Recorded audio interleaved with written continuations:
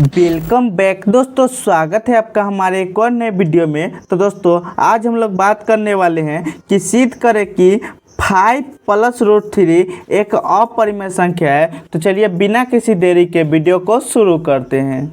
तो देखिए दोस्तों, जब भी हम लोगों को अपरिमेय संख्या सिद्ध करने के लिए देगा, हम लोग जस्ट उसका उल्टा यानी परिमेय संख्या मान लेंगे कि 5+√3 जो है वो एक परिमेय संख्या है। तो हम लोग यहाँ क्या लिखेंगे कि माना 5+√3 एक परिमेय संख्या है।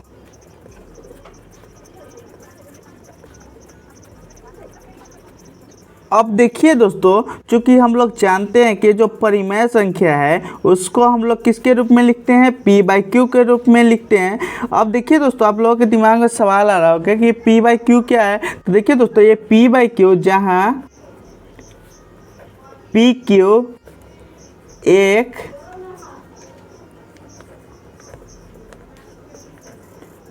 पूर्णांक है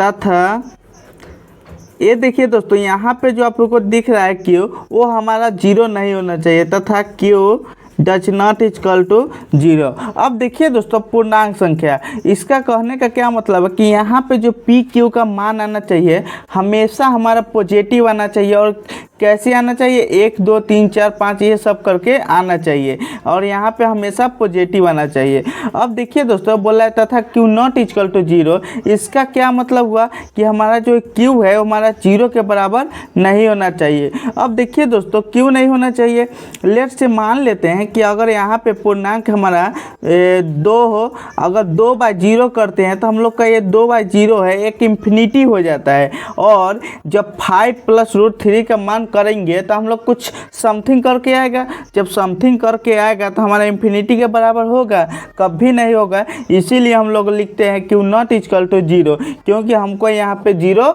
नहीं चाहिए। अब देखिए दोस्तों, हम लोग ध्यान देंगे कि यहाँ पे इधर रूट के साथ कुछ समथिंग लगा हुआ है 5, तो ये हमारा यहाँ पे प्लस में है। हम इधर नहीं चाहते, इसको हमको उस तरफ ले जाना है। तो हम लोग कैसे ले जाएंगे, तो हम लोग सिंपल सा ये जो है यहाँ पे इसको हम लोग रहने देंगे सेम टू सेम। और यहाँ पे जो PQ है उसको भी हम लोग कुछ भी नहीं करेंगे। और ये वाला अगर हम लोग इक्वल टू के उस तरफ ले जाएंगे तो हमारा क्या हो जाएगा, हमारा माइनस में हो जाएगा। अब देखिए दोस्तों, यहाँ पे हम लोग क्या काम करेंगे कि इतना आ गया, अब हम इसका एलसीएम ले लेंगे। एलसीएम लेंगे तो कितना हो जाएगा, Q हो जाएगा, P माइनस कितना हो जाएगा, 5Q हो जाएगा।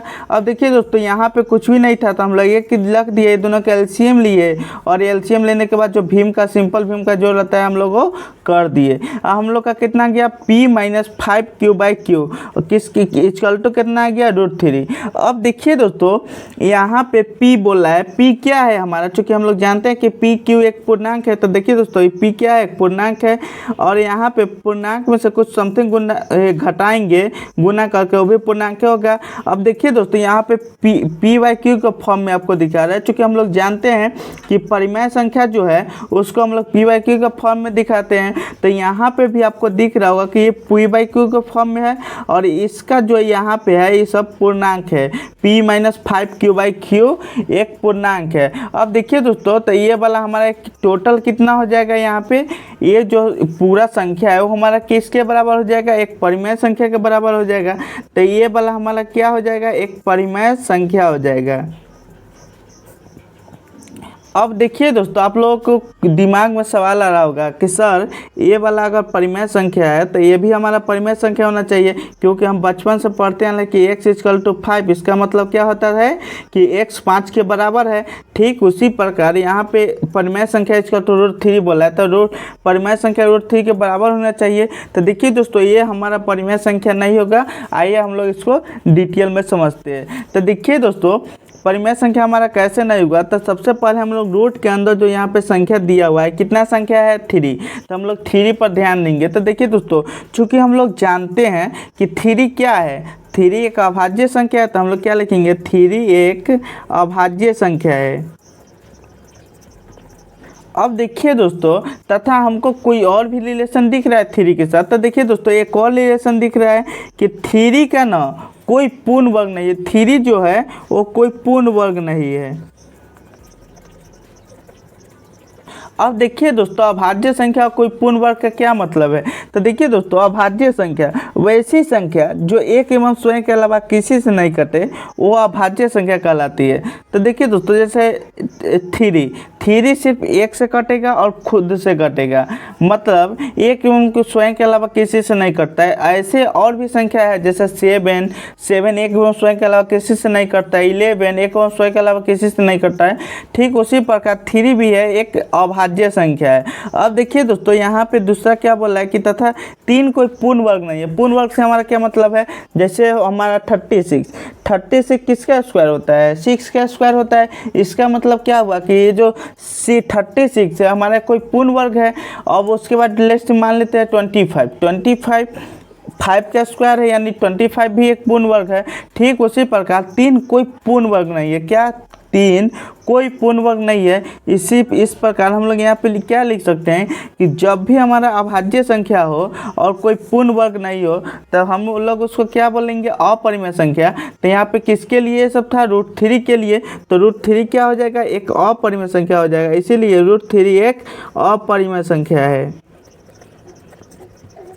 अब देखिए दोस्तों, तो हम लोग सिंपल से यहाँ पे क्या लिख देंगे, अपरिमेय संख्या।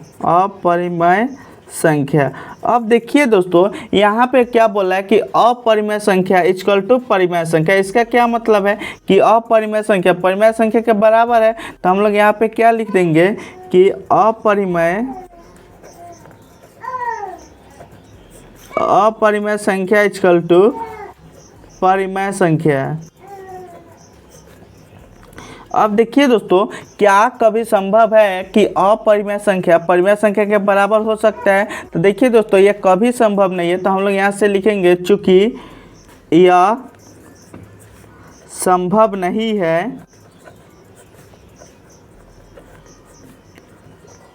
अतः हम जो माने थे, क्या माने थे कि यह एक परिमेय संख्या है, वो गलत हो गया था। अतः हमारी मान्यता क्या है, गलत है। इसीलिए ये जो हमारा 5 + √3 है वो एक अपरिमेय संख्या है।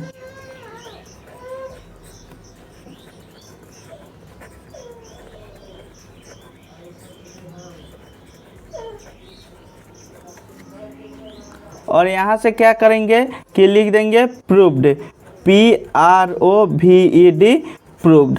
तो दोस्तों, आई होप आप लोगों को वीडियो पसंद है। अगर पसंद है तो प्लीज़ वीडियो को लाइक कीजिए, चैनल को सब्सक्राइब कीजिए। मिलते हैं नेक्स्ट वीडियो में, तब तक के लिए बाय बाय।